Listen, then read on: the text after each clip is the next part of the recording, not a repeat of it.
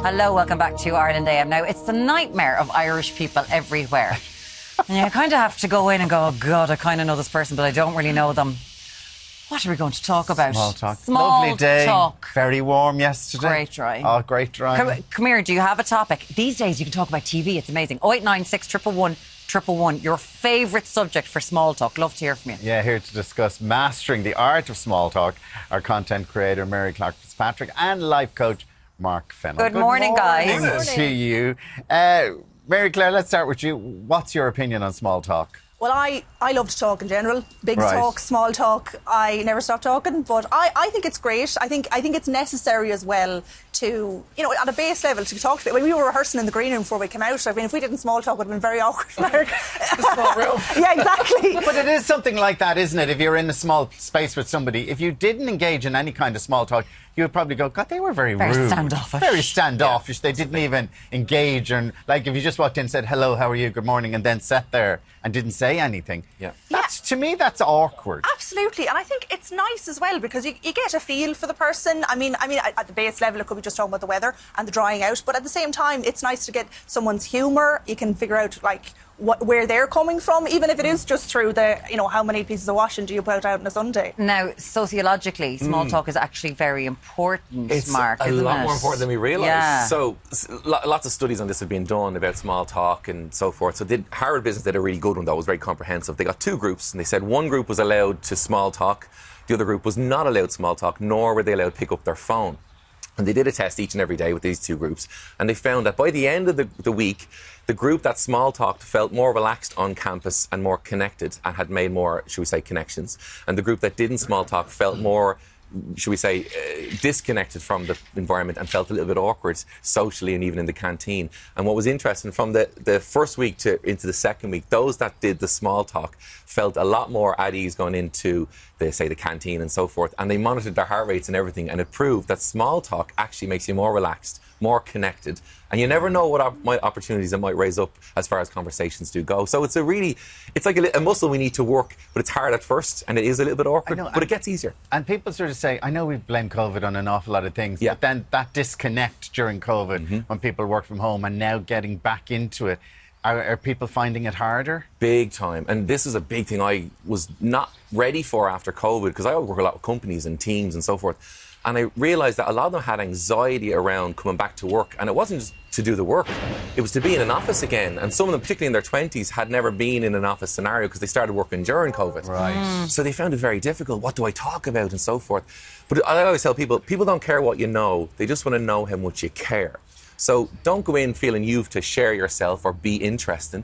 Go in and be interested is a much better say, what do you do, where you're from? How are you? A Mark Fennell special there. They don't care how much you know. They want to know how much you care. So true. Oh, listen to him. Mark Fennell special. That's a T-shirt. You got to do something there.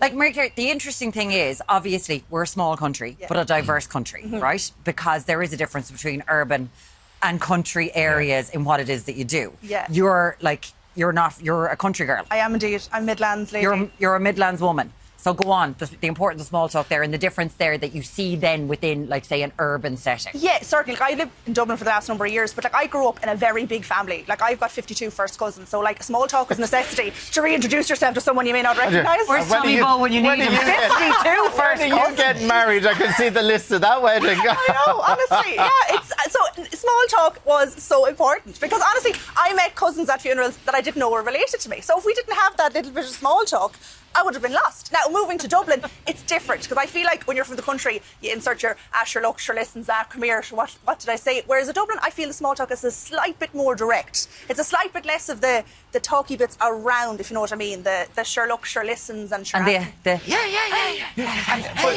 How would you start it?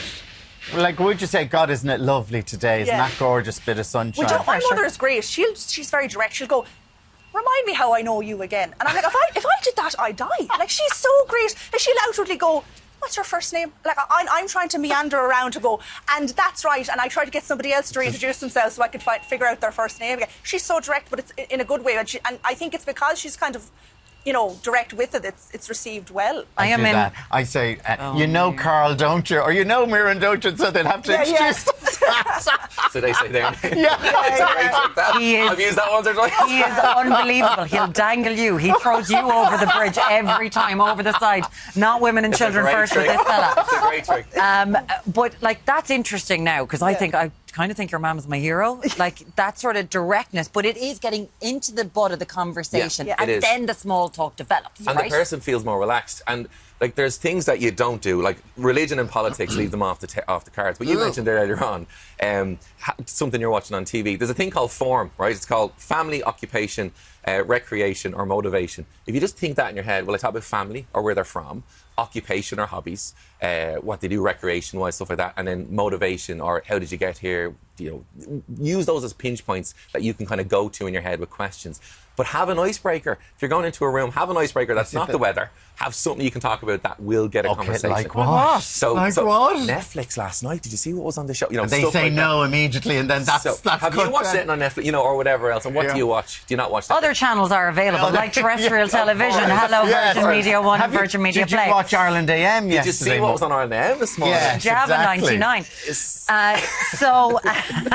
So there is interesting research now in relation to small talk and dating. There is. So they did a review, one of these online dating apps, and they did a review of who reached for their phone first and did they do it when you're on the first date. And 40% people said while on a first date, the other person reached out their phone and went on their phone to check something while on a first date face to face, which is a bit mad, but a bit off-putting as well. Mary Claire, have you done that? I'm trying to remember. I mean, first date though. No. All my dates with my husband have just blurred together because they're so wonderful. Bliss. I do remember on my first date with him way back when, I made a conscious effort not to be on my phone because I didn't want to come off as rude. But that was like 8 years ago. I feel like now it's more normal just to check. Is it like just to have a look? When you're check the date app, see if anyone else is around. If there's not going well. What would you be checking if you're on a first date? Surely you're trying to get to know that person. It's picking up the phone. I think it's habit, isn't reflex. it? It's just a reflex to pick up your phone. Now. They say on average you reach for your phone every 20 minutes, and most people are on their phone on average 6 hours a day, which is mad. Crazy. Mad. Yeah. But here's what's interesting, it's good to mention. The small talk power of it real quick. At a dinner table for teenagers, they found that not having the phone up and talking at the table, the small talk acts like a siphon, and that's when you can really find out what's going on with the teens. They won't sit down and say, Mom, I need to tell you this. But through that small, gentle talk, organically, they might start telling you what's going on in their life. Yeah. So it's helpful in the family scenario as well, to try and put the phones down. Small talk has more value than we think. All right. Okay, I need some more topics. What else can we do? Because when we were talking about that, I do find that when I'm in Kerry or whatever, anything can kind of happen. And here, when you're kind of busier, you don't want to engage in the small talk. Like, isn't that it? Have we gotten a bit exasperated by everyday life? Like, I think, do you know what it is? I think, talking about the phone and looking at the phones, I think as well, small talk as well, I have found a lot of the small talk now comes from what you're seeing on your phone. So my small talk now seems to be videos I've seen on TikToks, things I've seen on social media. And it's like, it's a link now. So it's like, okay, we're on our phones a lot, but how can we use that to make a connection? But then are you going, did you see that? And then next thing it stops the conversation because you take out the phone to look at it. Like, is that it? But wait till I show you. But then you're stuff you've done has been great small talk for me. Do you know what I mean? Like, it is. But then at least if you're showing something, you're still engaging with somebody. Shared, and that's shared. At the end of the day, small talk breaches connection, and that's the real psychological interpersonal skill that it is. True. It makes you feel connected, makes you feel more relaxed, only on a small scale. So it is good for us to have some small talk. It's more beneficial than we realise when it comes to environments and interpersonally. Shut up to listen. How do I know you again? I love the direct. 52 first cousins. That's what I'm taking away from today. And my dad has 10 siblings. Was he? Stop it. He's got 10 siblings. Love There's 10 of them. Mary Claire Fitzpatrick, thank you so much for talking to us. And Mark Fennell. MarkFennell.ie is where you can find it right now.